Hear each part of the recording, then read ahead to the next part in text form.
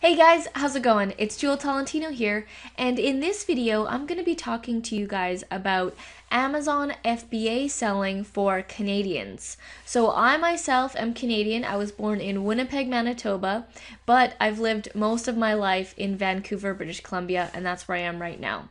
So I've been selling on Amazon.ca and on .com. But I wanted to create this video for Canadians because when I was first starting out learning about the FBA process and how to do that whole thing for Canada for Amazon.ca, I found that there wasn't very much information around, and I basically had to learn it all myself. And I thought to myself that, since I've taken the time to learn all this stuff, I'd like to teach it to other Canadians because I remember I was so lost and I didn't know what the hell to do or if there was some tips or tricks or whatever. So I'm creating this video for you guys, my fellow Canadians who want to sell on .ca.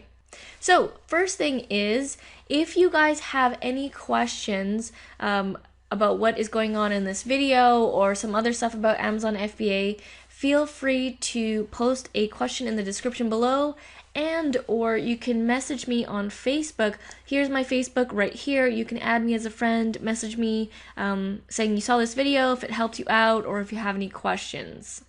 And another tip for you guys is I've got 3 other Amazon FBA videos that I've done where I talk about creating listing, top 10 tips for scanning when you're out there scanning for products, and if you can actually really make money on this. So those are going to pop up on the screen somewhere, and you can click on those links after this video if you want to check it out, and the links will also be in the description. Okay, so I'm going to be talking about my top 5 tips that I would tell you. Let's say if you were a friend or something and you were like, hey Jewel, I want to get into Amazon FBA, what are some tips and tricks? These would be my top 5 tips that I would tell you guys about selling on Amazon.ca. Alright, so tip number 1 is when you're scanning items in stores and you're seeing if a product is profitable, you want to stick to getting an item that has at least, at the very minimum, a $10 to $15 profit. And I'm saying this specifically to us Canadians because our shipping is so expensive compared to in the USA, in the United States. If we were in the United States, I would tell you it's okay to get a profitable item that's $3 to $5.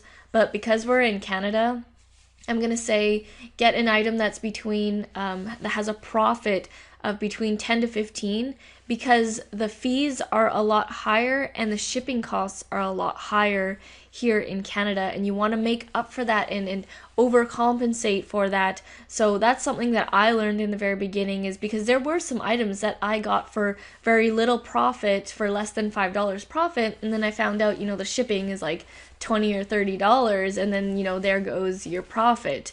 So now when I scan, I get items that are at minimum $10 to $15 profit, and oftentimes a lot more.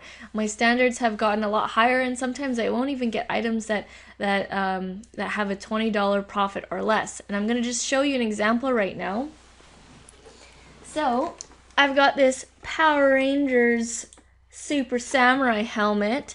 This was $5.99, and it sells for $59.99 in stores, or sorry, $59.99 on Amazon.ca. So it's roughly around between a $30 to $40 profit. So that's a good item to get. So I try to focus on items like this. So that was a little example for you guys. And you're going to find that, there are some people who really pay attention to the shipping costs in Canada, and they're like, oh, it's not worth it, to do Amazon FBA in Canada because our shipping is so high. Well, if you can have that part covered, then it is worth it. So I make sure that I have enough profit, more than enough profit, to cover the shipping and whatever fees are going to be happening. So that is my number 1 tip. That is the first one I'm going to say to you guys, is to pay attention to the profits. And in Canada, it's not hard to find items with high profit. So the second tip is to print your own labels. So when Amazon is asking you, when you're listing an item, do you want Amazon to label your products, or do you want to label your products? You want to label your products because it's going to be an extra fee for Amazon to do that for you, and really it's simple to do. You just stick a sticker on a product. These are sticker labels that I bought. I actually bought 100 sheets in bulk in the United States. There's a website, I can't remember the name of it, but basically I bought shipping labels, sticker labels for cheap, for about $8 or $9 American, and had it shipped over to Point Roberts, which I picked up over the border, and that was 100 sheets. If I were to buy 100 sheets of that in Staples or some other computer store or whatever, Best Buy, it would be a lot more expensive. So I saved a ton on printing out my own labels and buying the sticker labels in bulk. So I would highly recommend you do that. Another thing is to use your own boxes when you're shipping in your product into Amazon. Amazon doesn't really care about if the box has, like, if it was a box for a microwave or some toaster or whatever, used boxes. You're just shipping it into their warehouse, and they're not going to be using those boxes for sending it to their customers. So it doesn't matter if you use old boxes. I have never bought any boxes to ship in my product to Amazon. I always get them from friends and family. Like, everyone always saves boxes when they buy a TV or something big or some toys or something like that. They save boxes, and I just ask my friends and family, hey, do you have any extra boxes lying around? And I've never run out, and I've been doing this for almost 2 years now, so I've never bought my own boxes.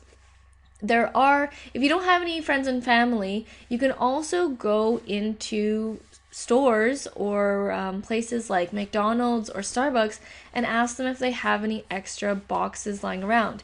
I used to work for McDonald's and Starbucks back when I was younger, and people would always come in asking if we had any boxes lying around, because every day those stores receive shipments full of stuff, and they just what happens is they just open it and they recycle those boxes, so they don't really have a need for them. And customers used to come in all the time asking for boxes because they would be moving, and we would just gladly give it to them. I also ask for boxes when I go to the dollar store, because they have tons of boxes there, and they didn't charge me for them, they just gave me them. So those are some resources where you guys can get free packaging material. Don't pay for boxes, it's really not necessary. Also, when you're packaging your items, sometimes you need to secure those items because there's like some gaps in the boxes, and if things move around, things will get damaged. In the beginning, I didn't do this, and some items got damaged, so they were therefore unsellable. So now I make sure that there's no space in the box, and make sure that everything is all snug, because it's going from Vancouver most times to Mississauga or Brampton, Ontario, so half across the country. It's going to get jostled around a bit in the box. So what I do is, instead of buying like expensive bubble wrap or those little foam pieces or any other type of thing, I basically go to the dollar store, Dollar Tree in fact, and I buy this brown paper, kind of like wrapping paper, and what I do is I use this as the stuffer in the boxes to seal up the holes. So I'm just going to show you an example. I just rip off pieces. So let's just pretend I'm using this. So I just rip off a bunch, crumple it up, and then stick it in the box. And there's a lot of brown wrapping paper that you get for $1, so it's really cheap. Again, you want to be doing all this stuff so that you can save as much on the fees and spending money on packaging, so that you can get more of the profit and recoup more of the profits for you guys. So that is the second tip that I've learned that I would tell you guys to do. Alright, so tip number 3 is I get a lot of questions asking what company I use to ship in my product. I use Canada Post, and I would recommend using them because I tried using FedEx and DHL and things like that. It's a lot more expensive when you're doing it this way. So I use Canada Post. It's still expensive compared to what the people in America, their shipping is ridiculously cheap. But you know, what can you do? Canada Post is what I use, and I would recommend using them. Another thing that you guys can get to save on some fees is getting this card from Canada Post.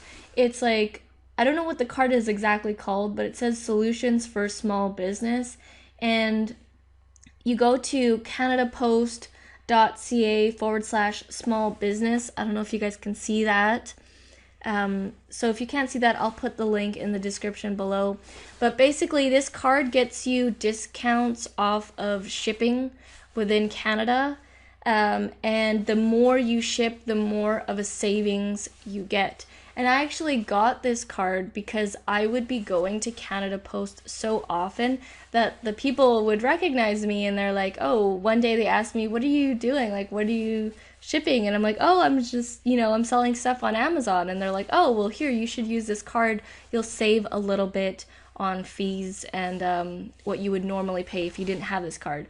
So I would recommend signing up for this card. It's free. Go to canadapost.ca/small business and get one of these cards.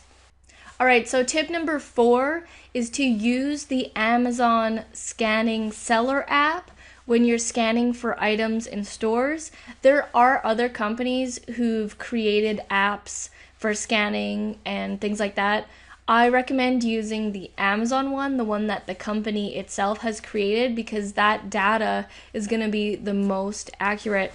I'm just going to show you what the app looks like. It's the Amazon seller app. It's black and it's got like a tag with an A on it. I don't know if you guys can see it. But basically, I use that app when I'm scanning in stores, and it's made by Amazon, so it's going to be the most accurate with their products they're selling and the data going with each product when you're looking for if it's going to be profitable or not, and how many people are selling it. So I would highly recommend using the Amazon seller app, and you just click your country, you click on Canada, and you can scan for items while you're here in Canada. All right, so that is tip number 4.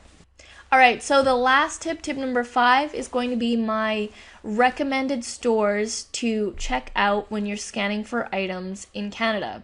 Like I said, it's not hard to find items that sell for a high profit. Like when I showed you with that Power Rangers thing, that is a common toy that you can find, and I've sold about 2 or 3 of those, and it was $5.99. So there's lots of places to find items to scan for Amazon.ca, and the places that I usually go to are Walmart, Superstore, Winners, Dollar Tree, Dollarama. But the thing with Dollarama is they put stickers, they have stickers of the prices on each of their products, and a lot of their products have that sort of $1 logo embedded into the packaging, and you can't remove it.